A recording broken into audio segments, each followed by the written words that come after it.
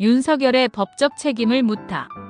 비상계엄 선포가 불법적이기 때문에 윤석열을 포함한 국무위원 및 정치인은 다음과 같은 법적 책임을 져야 한다.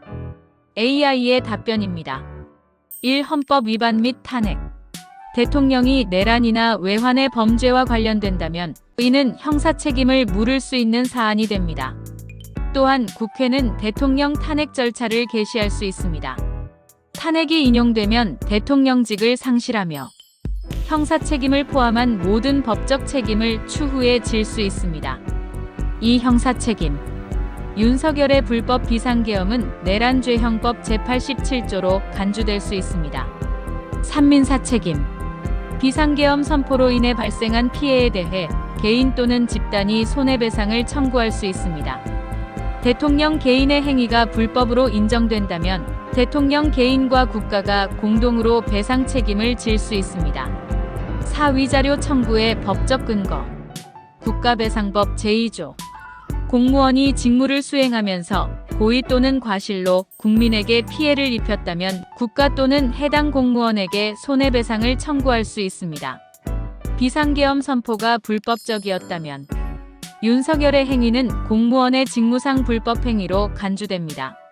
이 경우 피해자들은 국가를 상대로 손해배상을 청구하거나 대통령 개인에게 책임을 물을 수 있습니다. 퇴임 후 개인 청구 가능. 헌법상 기본권 침해.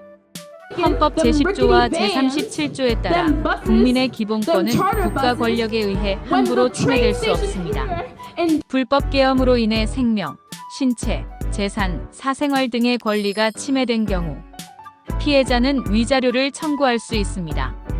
5. 위자료 청구가 가능한 경우 직접적인 피해, 계엄군의 폭력, 체포, 구금 등으로 인해 신체적 또는 정신적 피해를 입은 경우 비상계엄으로 인해 영업 중단, 재산 손실, 소득 감소 등의 경제적 피해가 발생한 경우 간접적인 피해, 기본권 집회의 자유, 표현의 자유 등의 침해로 인해 정신적 고통을 입은 경우 6. 소송 대상.